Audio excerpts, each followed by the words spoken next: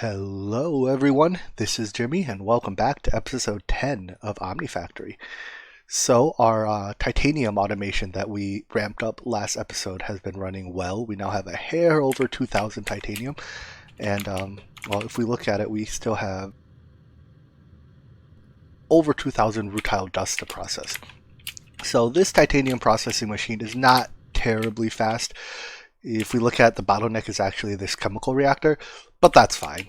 2,000 titanium in about a day is fast enough for me. So then, with that out of the way, let's start using this titanium. One of the first things I want to do is increase our power generation. So between episodes, I added on a handful more diesel generators because I noticed our power was starting to run out. And I also put on a couple of turbo gas turbines burning this liquefied propane gas and methane. But right now, with all that power generation, we are just barely producing more power than we're consuming. So now that we have access to titanium, I'm thinking it might be time for us to use the next tier of diesel generator. So if we look at the recipe for the diesel engine, which is a GregTech multi-block that burns diesel fuels for power, it's really just a bunch of titanium, but the controller itself requires a single tier 5 circuit, and I think we'll need like 4 to 8 of these. So instead of struggling to make, right now we can make tier 5 circuits, but they're pretty expensive. They take 2 tier 4 circuits, which take 3 or 4 tier 3 circuits, so on and so forth, and a bunch of other stuff.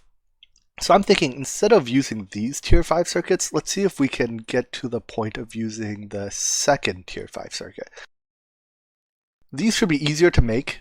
They require EV infrastructure, but now that we have titanium, we can produce EV power. And they use these fiber reinforced circuit boards. But fiber reinforced circuit boards aren't all that difficult to make. If you remember, when we set up our automation for epoxy resin sheets, we also set it up to produce these fiber reinforced epoxy resin sheets, which is the base product for those fiber reinforced circuit boards. So let's start by seeing, we would need to make the EV assembler, which I believe also uses a couple tier 5 circuits. So yeah, let me build this as well as the CEF that we'll use to power it and set that up real quick. One of the components we need to make the EV assembly machine is neodymium, but we don't have any yet. And the ore for it does world gen, but we haven't found a vein. So what I'm going to do is just use some of our tons of omnicoins. There we have, literal thousands of them, and buy some of this bastnasite ore. And with this, when we pulverize it, it'll produce neodymium sometimes, and then we can pulverize it again, and it'll produce neodymium sometimes. So I'm just going to run this small batch of bastnasite through our pulverizers, and we should be able to get some neodymium pretty quickly. We can set up our EV assembler just like we had our HV assembler. So we have the machine itself. We feed it soldering alloy with a fluid export bus, and then we can put our recipes in the pattern, or put the patterns in the interface here. And if we need to, we can put another interface on the front and one underneath it. So we did this to make these nano circuits, and the other thing nano circuits require are nano CPUs, which are made by cutting a nano CPU wafer, and those are made by CPU wafers with raw carbon fibers and energized glowstone. So if we come over here, we can see that there's another machine set up. It's similar to the way I was doing our alloy smelter automation. I have an interface keeping in stock a stack of raw carbon fibers and 4 CPU wafers. Those are, that's not what I meant to do.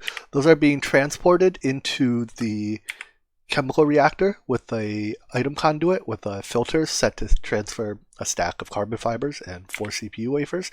They go into here. The energized glowstone is fed via export bus, and then the machine is turned off via a level emitter once we have 500 nano CPUs. So this actually only produces the nano CPU wafer.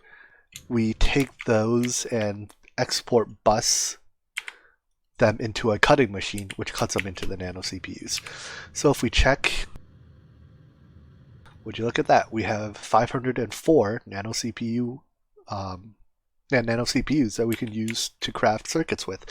So let's go craft up that pattern and craft us some tier 3 circuits, the final tier 3 circuit.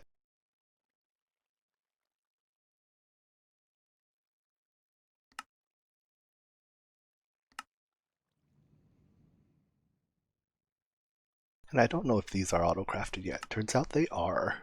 Cool. So we should just be able to take this pattern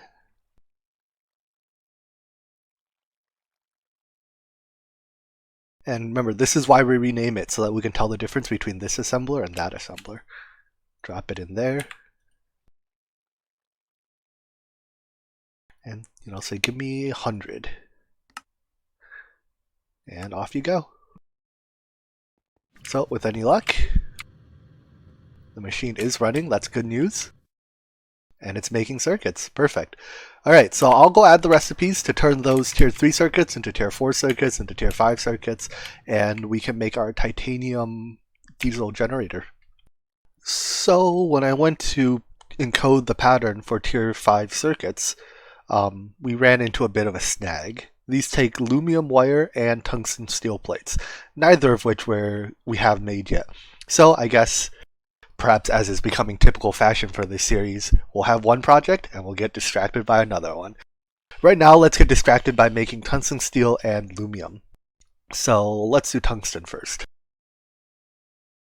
Tungsten, which has a lot of recipes here. Tungsten dust is made in an electrolyzer with scheelite dust or tungstate dust, both of which we have a little bit. Right, we have a bit of scheelite and a little bit of tungstate. So let me go ahead and make that electrolyzer to process this stuff. I believe it requires an EV electrolyzer.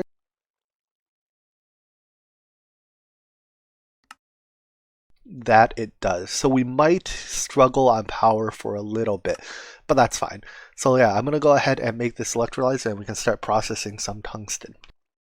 While we're on the topic of taking detours from our main project, let's take another detour. What I have set up here is a bank of 8 interfaces with crafting cards and 8 storage buses on them.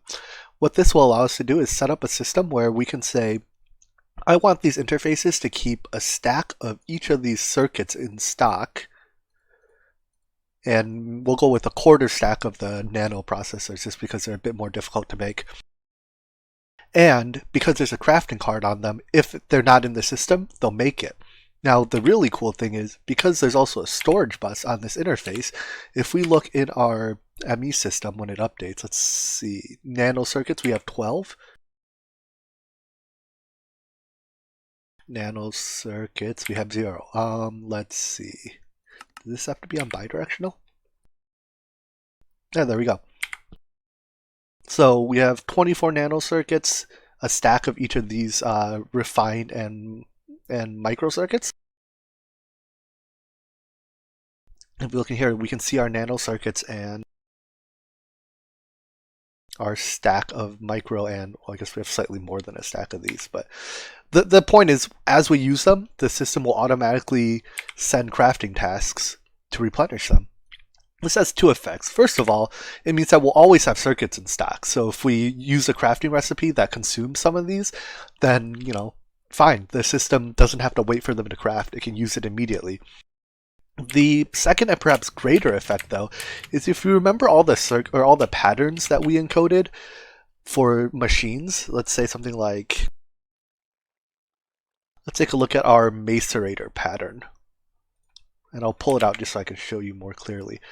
Our macerator pattern right now uses these third tier 3 circuits, but it has OR dictionary substitutions on. So if we have 0 of the tier 3 circuits, of the third tier 3 circuits in our ME system, but we have some of the fourth tier 3 circuit, what it'll do is, when we try to craft it,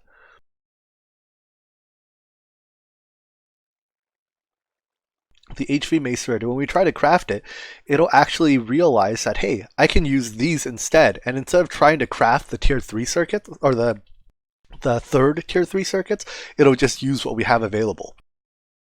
That will, using this behavior, it'll save us the trouble of coming into here and ripping out every single pattern that uses circuits to upgrade them to the next tier. Anyways, I just want to show you that really quick before we continued on with our tungsten steel adventures. And while we're at it, in addition to circuits, we may as well set this system up to keep some of the common applied energistics components in stock. So that would be interfaces, export buses, fluid export buses, import buses, storage buses, and fluid storage buses. Just so that when we need these, we don't have to wait for them to craft. They'll already be available. With that detour out of the way, we are finally ready to set up our electrolyzer to make tungsten. If you look at it, the recipe for tungsten uses 7 tungstate or 7 scheelite ore at a time. But if we just jam this machine full of tungstate or scheelite, well, there's no guarantee that when the last operation is done, what if you start with 10 tungstate, right? You process 7 of them, and then you're left with 3 tungstate jamming the machine that won't allow any more scheelite to come in. To address that problem, I put a robotic arm on to, I'm just going to break this machine and start over to show you the process because it's a little tricky. So first, we have in our interface, the interface is supplying 7 tungstate and 7 scheelite at all times. Then, or at least up to, however much is available in the system. Then we put our electrolyzer down, take our robotic arm, put it between the two, take a screwdriver to configure it, and we want it to be in supply exact mode in exact units of 7. So if we read this tooltip here, supply exact. In this mode, cover will supply items in portions specified in item filter slots. I'm not actually quite sure what that means, but what it does is that it'll only supply items in batches of 7, so in quanta of 7. If we look at this then, we also have to configure it to be in import mode, not export mode. So if we look at it, it'll pull 7 items at a time, but since there's not room for 7 more items when it's at 63, it won't pull the 1. So the last thing we need to do then is feed this machine some hydrogen, and off it goes. It's a little slow, which is why I wanted to automate it early. It's a lot slow, but this will just run in the background and process our tungstate and scheelite down into tungsten dust and some other byproducts, so that we can begin our tungsten steel soon. Now, while this runs, what was the other thing we needed? Lumium. So lumium is also quite a process to make. It's made from lumium blend and primal mana in a blast furnace. Lumium blend isn't that bad. We've already made the luminescence. Tin alloy is fine. Sterling silver is fine. This energized clathrate will be pretty easy to make. So that's not a problem, but primal mana is made by extracting mana dust, which is some of each of the thermal foundation dusts. So erothium is blizz powder, redstone and saltpeter. Pyrotheum, this is probably the easy one, blaze, redstone and sulfur. Cryothium is also pretty easy, blizz powder, redstone and snowballs. And lastly, petrothium is basalt powder, redstone and obsidian dust. So we have to set up some machines to automate this process. Let me come up with a plan for this and I'll come back as we tackle it. Step 1 in the automation of primal mana, I think, will be automating the creation of these 4 rods, right? The blaze rod and the 3 rods added by thermal. So we already produced the pristine matter for them from deep mob learning. Let's see which of these does it. So blaze does blaze, obviously, and this one, thermal elemental data, produces thermal elemental matter, which can be used to produce blizz rods, basalt rods, as well as blizz rods. So the only challenge is that that one type of matter has to be used to create all 3 rods. And if I just stock all 3 with stuff them full with elemental matters, there's no guarantee that we consume blizz rods, basalt rods, and blizz rods at the same rate, which creates a problem where we could end up in a state where, we have 0 blizz rods, but 10,000 of each of these others. To address that, what I'm thinking about doing is configuring our export buses to only run with a redstone signal, and then disabling them when we have enough rods. So let's start with Blaze here, right? This one is configured for Blaze. If we say run when we have less than 2,000 Blaze rods, well, right now we have less than 2,000 Blaze rods, so this device should turn on and send matter here, which will slowly get turned into Blaze rods. We're going to do something similar for each of these, so Blizz or Blitz rod, Basal's rod, and Blizz rod. And then each of them will just run and process the rods. So when we reach 2,000 of any of these, we should see that the machine will, the export bus will turn off first, and then the machine will process the 64 it has in its buffer, and then it'll stop until we have less than 2,000 again. So that's step 1 done. I think step 2 then, if we look at the recipe for mana dust, is we have to automate the production of these side products, right? So they all take 2 powders, a redstone, and a side product. So for Erothium, that's saltpeter. We'll get saltpeter by pulverizing sandstone or red sandstone. For Pyrothium, that's sulfur. And I think we have a lot of sulfur already, so I won't worry about that yet. Yeah, we have 11k sulfur. And when we get into ore production or ore processing, that'll produce way more sulfur than we need. So that's taken care of. Petrothium uses obsidian dust. That's fine. We can just macerate obsidian. I think macerate obsidian gets you 1. And lastly, cryothium takes snowballs, which we can fluid solidify water. So I'm going to set up a process that automatically fluid solidifies water for our snowballs, and one that automatically macerates sandstone for our saltpeter, and that should be the last thing we need to produce mana dust. So here we have it. One machine, a fluid solidifier, turning water into snow, which is compacted in a compacting drawer with snowballs, and another macerator turning sandstone into saltpeter. And this one should be auto outputting up. There we go. It's fed with a export bus, giving it sandstone with a crafting card. So this should passively produce saltpeter dust and snow in hopefully greater quantities than we need. So with that, I think we have everything that we need to craft a handful of mana powder. Let me go encode that recipe.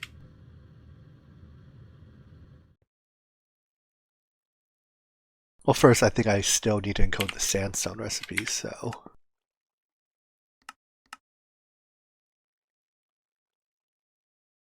Alright, so mana dust is that. Do we know diamond dust yet? We do not. That's easy enough. Pulverize a diamond.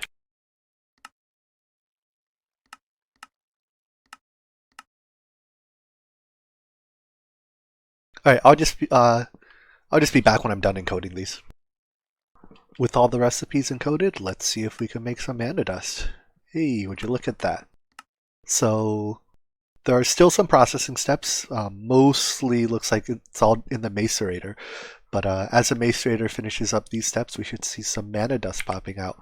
And now there we go. Once we have mana dust, that unlocks a whole world of opportunities. Perhaps most excitingly is it lets us make primal mana, which is a key component in making signalum, lumium, enderium, and mana infused ingots. And mana infused ingots are also pretty nice because they will unlock all the thermal machines for us somewhere down the line. But yeah, now that we have that, let's see. The reason we got it was because we wanted lumium. So just to refresh ourselves, lumium is made with lumium blend and primal mana in a blast furnace at 4,500 Kelvin. Let's see what material we need for that. So 4,500 needs tungsten steel. So I guess we need even more tungsten steel. Let's see how our tungsten production's been doing. We have 32 tungsten dust. Oh boy. I guess we have to wait for this process to run. Do we run out of tungsten or scheelite? Or I guess it just takes this long? Yeah, I guess it just takes this long. We still have plenty of tungstate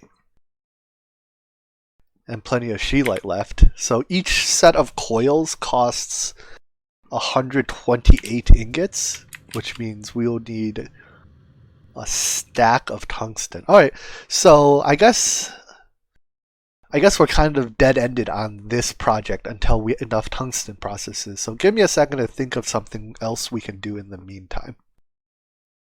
Alright, I got a plan. So now that we have, now that we're waiting for tungsten, why don't we upgrade our deep mob learning setup a little bit again? So if you remember, right now all of our pulsating polymer clay comes from this automation contraption, which works great. It produces, just enough pulsating polymer clay to run 5 simulation chambers. But I think we're reaching the point where 5 simulation chambers just barely doesn't cut it anymore. And the bottleneck in our production is this alloy smelter. All these other machines are faster. So right now this is a LV alloy smelter. Why don't I rip out this system? Well, I'll leave this one running, but I'll rebuild it. Maybe over here somewhere using high voltage machines. That way it'll run a lot faster, right? If at low voltage it supports 5 simulation chambers, at high voltage we can probably run about 30. And if we can run that many simulation chambers, I have a big plan for what we can do for power. These shulker data models that we've been running, if we take them and see they can generate diamonds, and diamonds, strangely enough, we can burn them in a numismatic dynamo. You know what? I'm just going to call it a numismatic dynamo, and if that's wrong, well, you can sue me, for 1.2 million RF apiece. So if we can set up a large enough shulker automation line, we can run a bunch of these Numi dynamos to produce power. And here we have it, one upgraded pulsing polymer clay factory. It's not quite the same as our low voltage one because I wanted to take advantage of the fact that we have that, this very fast multi-smelter. So I didn't include any of the regular furnaces in this line, and I took advantage of the fact that we have applied energistics to move stuff around. So I'll walk through it in case anyone's new here or you're interested in how this is different. It starts off the same. We have a cobblestone generator producing cobblestone that gets macerated once into gravel, macerated again into sand, macerated again into dust, reacted with water to form clay.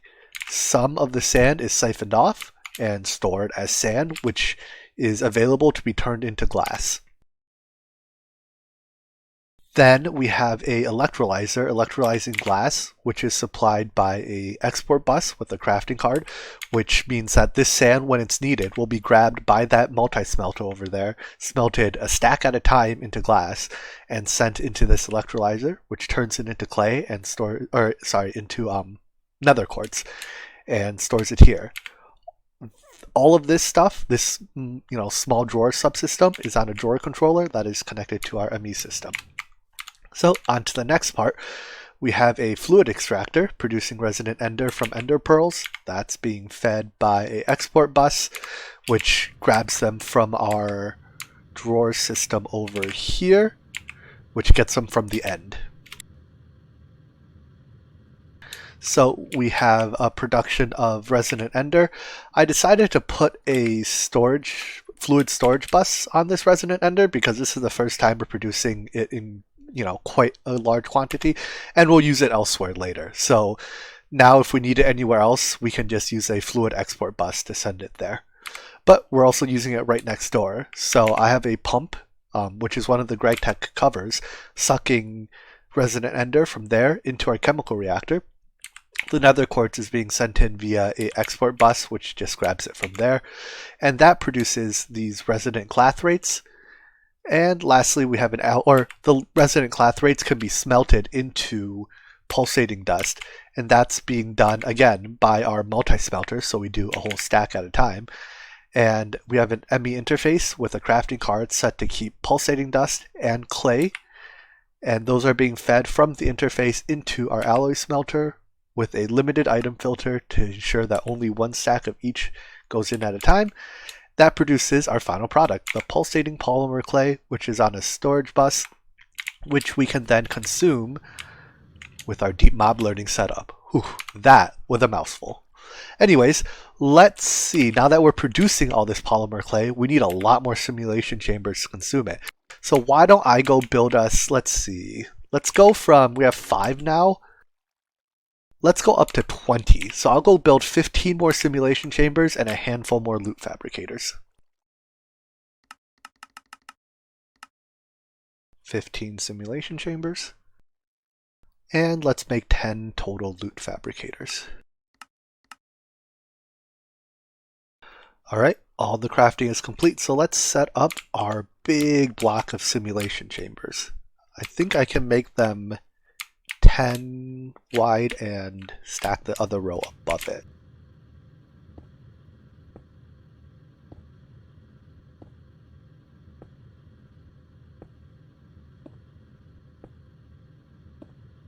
Now my plan for this is to run a bunch of shulker simulations in these, maybe in like 5 or 6 of them, and then run 10 numiastic dynamos.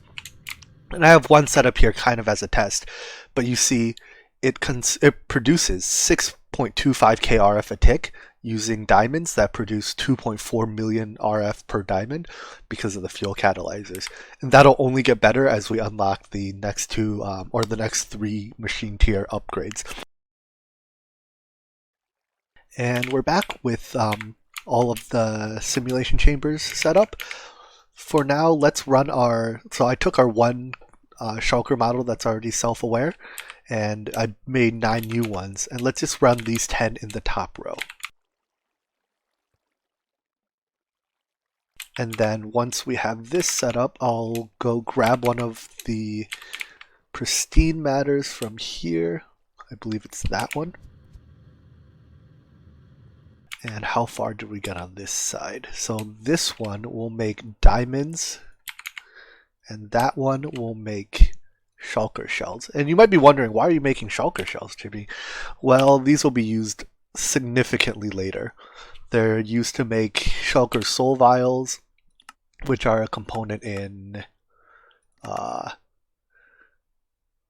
prescient crystals, which are a component in vibrant. Don't worry about it. We'll use it later. So what I want to do is also set up these to emit redstone when we have above a limit of each of these. So if we have too many diamonds, let's set it to, I don't know, 100,000? 150,000.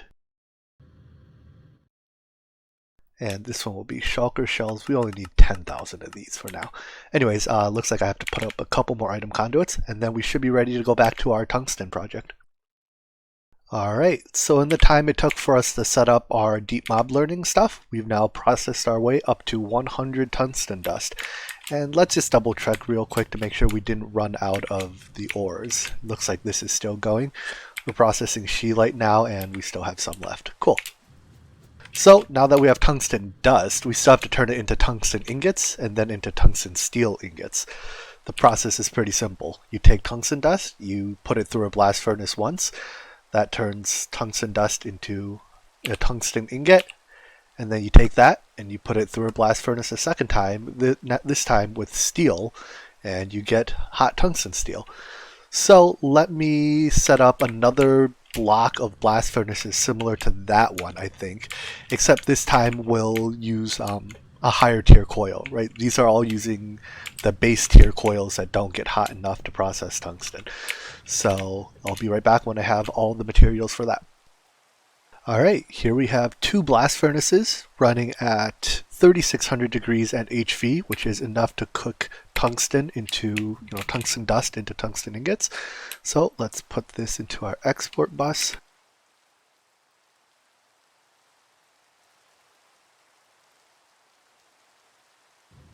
And watch it go.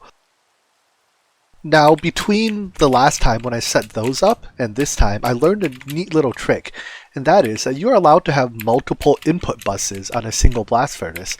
So if you look over here, when I needed to input 2 items, in order to keep them from jamming up the blast furnace, in a single slot, I used the impulse hoppers.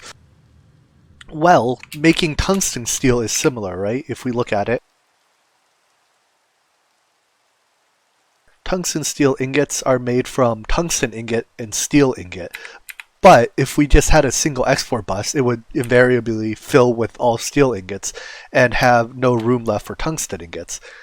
So by using 2 separate export buses and 2 separate input buses, we can create the situation where this one will only ever fill with steel and this one will only ever fill with tungsten. That way, the machine will never get blocked. So I think tungsten ingot must be finished by now.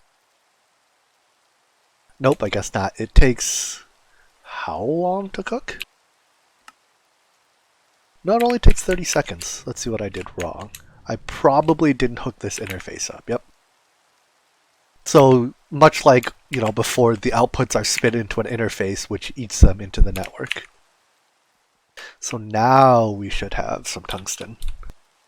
There we go. We have 3 hot ingots. Ouch, ouch, ouch, ouch. And we should soon have regular tungsten ingots. There we are. Likewise, we can now come over here and configure our other export bus to give it tungsten. If you look at this machine, the tungsten cooker, I intentionally don't have a level emitter to turn it off because there's no use for tungsten dust other than to cook into tungsten ingots. So tungsten, no, that's tungstate. Tungsten dust right, these are all just the dust recipes. The only thing you can do is cook it. So there's no point keeping any in dust form. But in the case of tungsten ingots, we can either turn them into tungsten carbide or tungsten steel, and we'll need both. So I think I'll put a 3rd blast furnace here to make tungsten carbide soon. But right now we need tungsten steel, so I'll let this cook that up first. And our first batch of that should be done.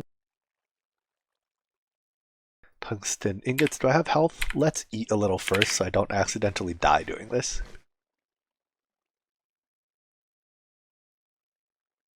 Good enough.